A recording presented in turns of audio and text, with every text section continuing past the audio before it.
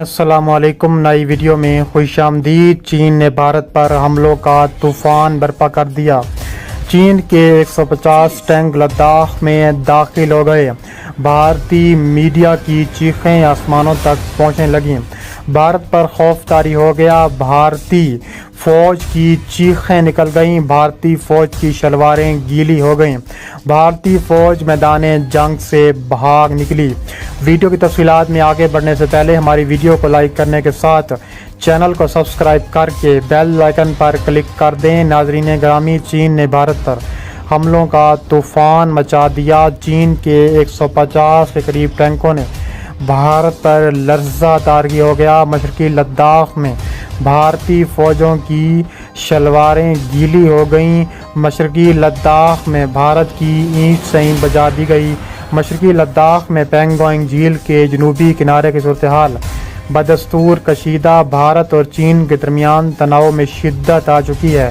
गैर मुल्की खबरसां इदारे के मुताबिक भारत और चीन के दरमियान फौजी मुज़ाकरात जारी रहने के बावजूद एक बार फिर जुलाई आते ही दोनों ममालिक के टैंकों को एक दूसरे से फासले पर तैनात कर दिया गया। ज़राए ने मज़ीद बताया कि चीनी जंगी टैंक और बख्तर बंद गाड़ियाँ कोलाटाप के दामन के करीब खड़ी हैं, जिस पर भारत का कब्जा है। चीन ने इलाके में हल्के और भारी हथियार तो टैंक तैनात कर रखे हैं जो भारतीय पोजीशनों से फासले पर हैं।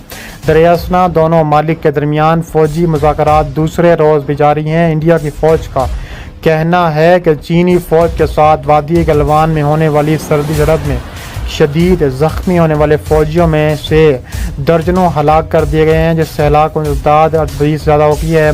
इंडिया की फ़ौज के बयान के मुताबिक गलवान के इलाके में दोनों फ़ौजों के दरमियान झड़प हुई थी। वहां से अब फ़ौजें पीछे हट गई हैं। पीर की सुबह बताया गया था कि झड़प में इंडिया के एक अफसर समेत 3 एहलकार हलाक हुए, लेकिन अब इंडियन फ़ौज की जानिब से जारी करदा बयान में कहा गया है कि झड़प में शदीद ज़ख्मी होने वाले 17 फ़ौजी भी हलाक हो गए हैं, जिससे हलाक होने वाले फ़ौजी एहलकारों की कुल तादाद 20 हो गई है। चीन और इंडिया की मुतनाज़ सरहद पर किसी झड़प में हलाकत का कम अज़ कम 45 बरस बाद ये पहला वाक़या है।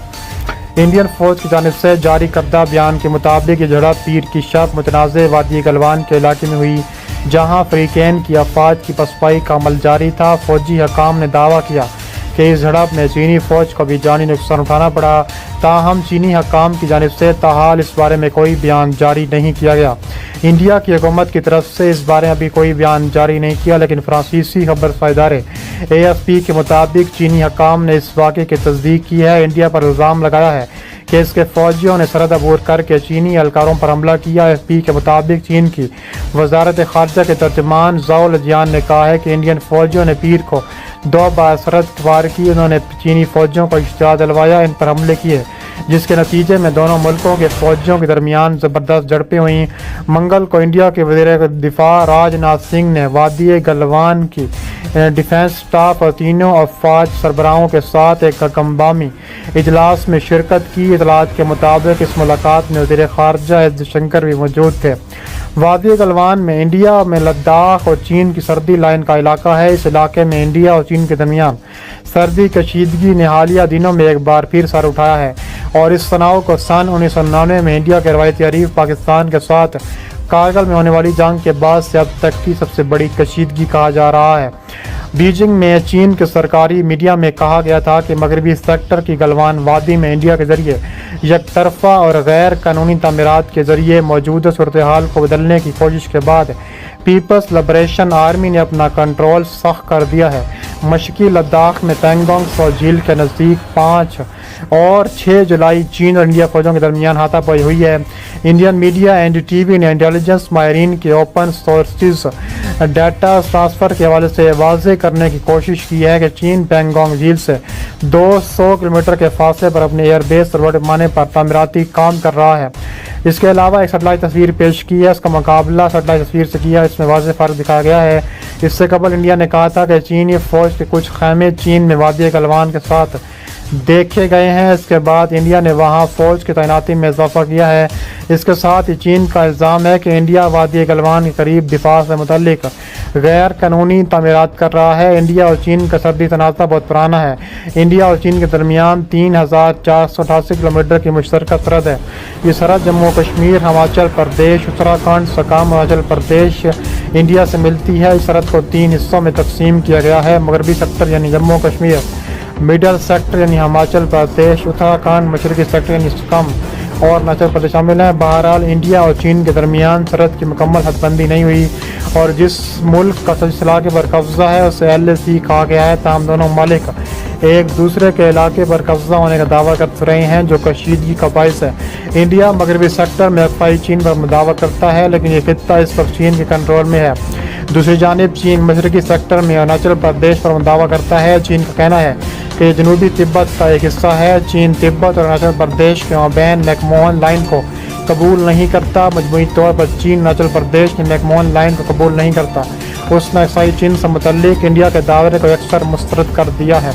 چینی ماہرین نے بتایا کہ بیجنگ جنگ کی تیاریوں کو بڑھاوا، مشقوں کا انعقاد اور فوجی پٹھوں کو نرم کرنے کے ذریعے واشنگٹن کی بڑھتے شرط کا مقابلہ کر سکتا ہے۔ امریکی بحریہ کے کیریئر یعنی UPS تھیوڈور روزویلٹ، USS نیمٹس اور USS رونالڈ ریگن اور دیگر امریکی جہازوں اور طیاروں کے ساتھ القاعدہ کے ٹھکانوں پر تحقیق کر رہے ہیں۔ اس کے علاوہ انہوں نے کہا ہے کہ امریکہ کی چین سے بجائیں گے اور امریکہ کو بھی ایسے خطرناک ترین اعلان کریں گے کہ بڑا فیصلہ ہو جائے گا۔ بھارتی میڈیا کے مطابق چینی فوج بھارت کے کچھ علاقوں پر قبضہ کر چکی ہے۔ اس تمام صورتحال میں بھارت کی حکومت اس وقت بری طرح بوکھلائی ہوئی ہے۔ چین اور بھارت کے درمیان سرحدی تنازع طول پکڑ گیا ہے۔ اسٹریٹجک اہمیت کی حامل دولت بیگ اولڈی پر محاذ گرم ہو گیا۔ تفصیلات کے مطابق بھارت اور چین سے چھیڑخانی مہنگی پڑ گئی۔ ڈیپ سانگ سیکٹر میں بھی چین نے اپنی پوزیشن مضبوط کر لی ہے۔ اسٹریٹجک اہمیت کی حامل مشرقی لداخ کے علاقے دولت بیگ اولڈی پر محاذ گرم ہو چکا ہے۔ چین نے بھارتی فوج کو پوائنٹ 10 سے 13 تک گشت کرنے سے روک دیا۔ بھارتی میڈیا کے مطابق دولت بیگ اولڈی سیاسین گلیشیئر پر سپلائی کا اہم ذریعہ ہے۔ چین نے پاکستان کی جانب پراکرم ہائی وے کی حفاظت کی منصوبہ بندی کر لی ہے۔ چین ڈیپ سانگ سیکٹر میں اپنی پوزیشن مضبوط کر چکا ہے۔ ڈیپ سانگ کے علاقے میں بڑی تعداد میں چینی فوجیوں کے جمع ہونے کی اطلاعات موجود ہیں۔ بھارتی ذرائع ابلاغ میں اس حوالے سے متعدد خبریں شائع ہوئی ہیں، جن میں دعویٰ کیا گیا ہے کہ دولت بیگ اولڈی میں بھارتی فضائیہ کی ایک بیس سے صرف 30 کلومیٹر فاصلے پر ڈیپ سانگ سیکٹر میں چین نے بڑی تعداد میں فوجیں تعینات کر دی ہیں۔ چین نے اس مقام پر بھاری فوجی گاڑیاں، فوجی سامان جمع کر رکھا ہے۔ ادھر بھارت کی جانب سے سرحدی پر فوجی بھیجنے کا سلسلہ جاری ہے۔ دونوں ملکوں کے مابین اب بھی لداخ اور سکم میں بھی کشیدگی جاری ہے۔ چین کے وزارت دفاع نے کہا ہے کہ سرحدی کشیدگی کا ذمہ دار بھارت ہے۔ نئی دہلی نے وادی گلوان میں داخل نہ ہونے کا معاہدہ توڑا۔ روز قبل بھارتی اور چینی فوج کے مذاکرات کا دوسرا راؤنڈ ہوا تو پینگونگ سے چینی فوج کی واپسی کا معاملہ اٹھا گیا ہے۔ چین رہنما راہل گاندھی نے مودی سرکار پر پھر طنز کے تیر برساتے ہوئے کہا ہے کہ چین نے ہماری زمینیں لی، بھارتی واپسی کے جو مذاکرات کر رہا ہے۔ چین کہتا ہے کہ بھارت کی زمینیں ہر عام چینی دعوے کی تائید کر رہا ہے۔